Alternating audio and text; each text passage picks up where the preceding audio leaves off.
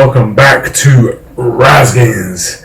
And I thought this time I might actually spin it and talk about the boxing match from yesterday. I'm currently filming this the day after, which is the 22nd of September 2024 at 9:42. So let's just dive straight into it. Big shocker for some people, not so much a big shocker for many people and boxing fans out there, but with the loss that Anthony Joshua now has to put on his record, I think his fourth one, because he lost twice to Usyk and one to Andy Ruiz,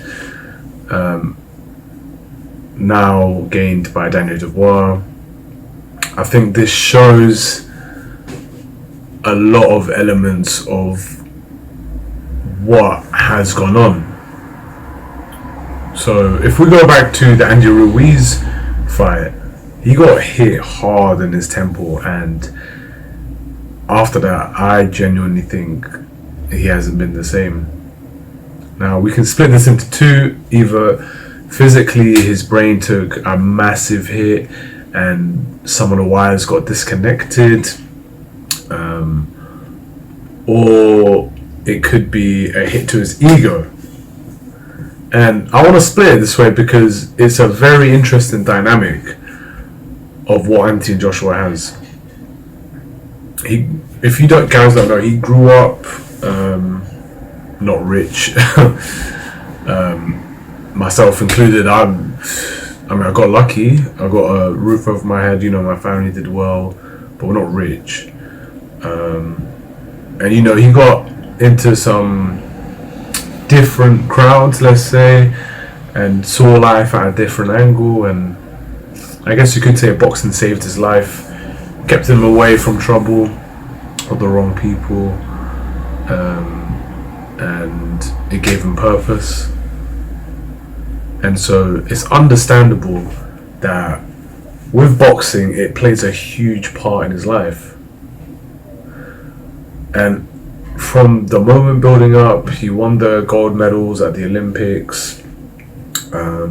He's done really well sparring people at the gym.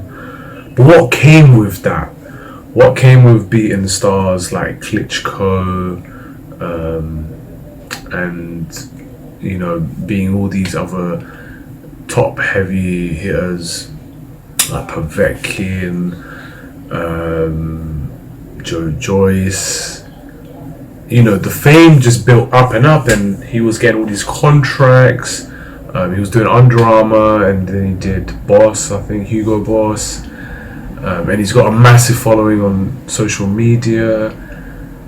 And, we're seeing at first hand what it does to someone. You can call yourself a fighter, but if you're dabbling in other stuff, you're a businessman, especially when it comes to money and you're spending time doing other things. It messes with your head.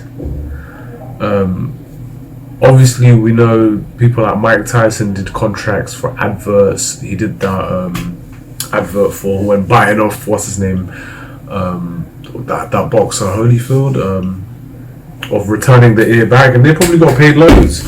You do, when you have a following, you can make lots of money off it, but something with him was different. Like there was an added layer of fame to it because of social media. You're physically seeing the likes and the numbers and the data of approximately how many people are following you, and I think that messes you up even more.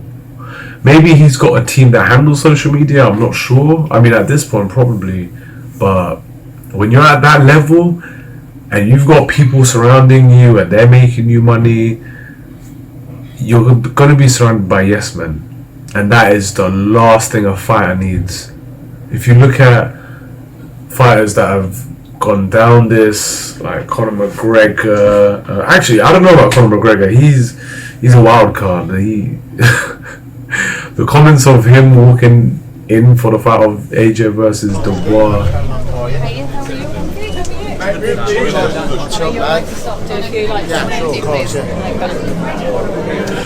I saw some comments which I'm not going to say here, but something to do with a specific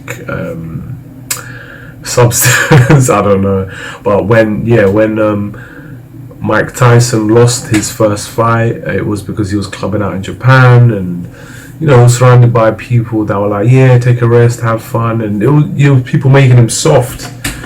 I can't think off from the top of my head. Actually, Andy Ruiz, when he won the fight and he got paid big time, that was a big one as well.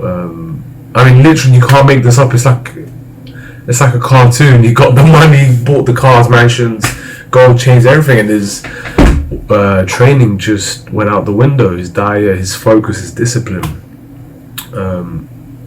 Would it right to say Deontay Wilder also experienced this? I guess like building up towards the Tyson Fury fight, all that ego got to him, and he wore that 20 kg vest, which he used as an excuse for losing the fight. But it's just crazy. We're all seeing it firsthand. Money and well, I guess not money so much, but fame and fortune. The old saying, but it does corrupt a man. It does bring you down to your knees, sometimes literally, and it's a shame. It is a real shame, because boxers are picking their fighters carefully and doing it for the person. I get it, you're putting your life on the line. Yeah, you should get paid. I'm not denying that, but that performance was disappointing. Now, I'm not saying I'm a professional, but there's so much to talk about. So where was I with Andy Ruiz? Yeah, from that point something happened, and he came back up. He won a few matches, and he was ready for Usyk. Then when he lost against Usyk the first time, he took the mic, and something happened. Something sparked rage in him. Instead of just taking the loss and being like, okay, fair enough, like, this guy is so much better than me, I need to connect the dots and be better. And he sort of did do that the second time round, but it still wasn't enough. And then finally we get to Daniel Dubois. He lost against that, and then I was just telling my brother, the winner is Daniel Dubois, all alone in the ring. He even came up to Anthony Joshua to be like, good fight, while everyone in the cameras were around him. And I'm not saying that's wrong, I'm not saying that's bad, but it's very interesting to see, how when someone has the light, it doesn't matter. The world will be around you, and it's just crazy because Daniel Dubois took it quite well, to be fair. He's the winner, and he took it, and he's quite quiet. I'd say he's a quiet guy, maybe a bit shy in front of crowds, but he took it well. But yeah, let's break this down. So after all of that, his ego's been hit, and maybe you should get checked out as well, because sometimes you don't know in boxing if your brain has been hurt so much that it's degrading. First of all, I would suggest that, and any boxer that's been doing boxing for a long time. But yeah, so the first thing is his footwork. He slipped more times than I can count. It was everywhere. Now, I've only been boxing for 2 years with chess boxing. I don't do this every Saturday and boxercise some Mondays. But they always make sure I don't forget the basics. Your front foot out at 1 o'clock, your back foot out at 2 o'clock, your body facing sideways, right hand on your chin, left hand out, and always put your hands up. And he just dropped his hands. And it's like, what is going on? You are... people still want to believe you are the pinnacle of boxing. The day in, day out basics. Where is that? And this is not to put down his trainer, but there's something in his head that's like, oh, I've got this, I can do this.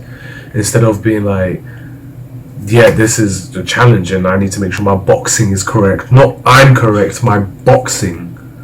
Do you see the difference? you apply it, but what you know on boxing has to be on point. And it's a real shame, because when he knocked out Ngannou, that was a beautiful display, absolutely beautiful. That's what memes for days. I'm still seeing memes today, but that was pure display of talent. And the way Daniel Dubois had his head still and dropping his guard, there was so many moments where Anthony Joshua could have just slipped in, or just a little slip and bang. And before anyone says, yeah, it's really hard to move at that size, do you know how much they work out? It is it's crazy. They work out like mad. And when you need to slip for a punch, you don't need to go all the way in and commit like that. No, you just a little,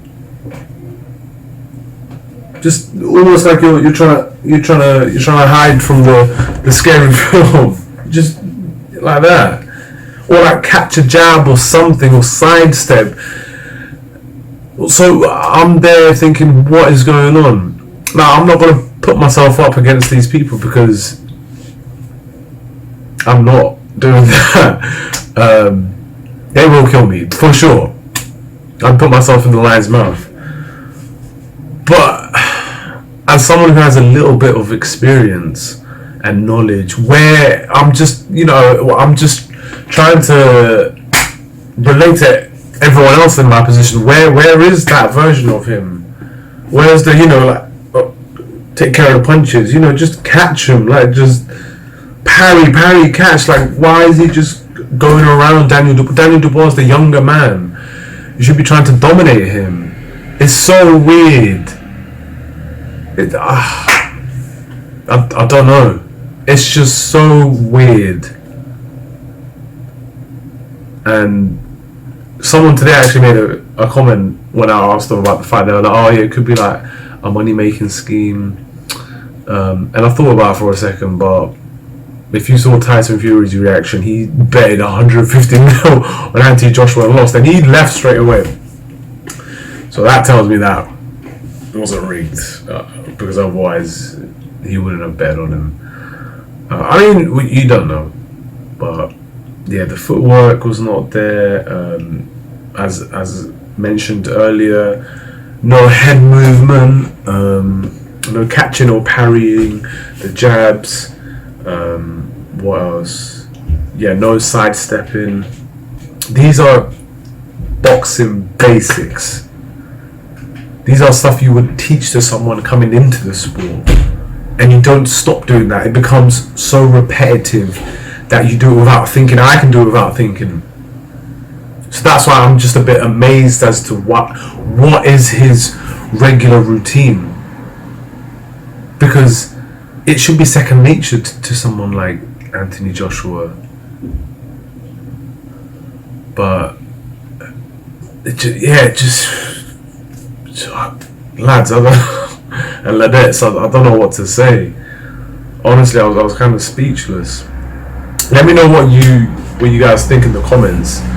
I'll be happy to answer, but only with my limited knowledge and experience. I will be uploading some more stuff about gym stuff, but I just thought I'd put this one in for sports fans, just to let them think, or let you guys think about what is going on.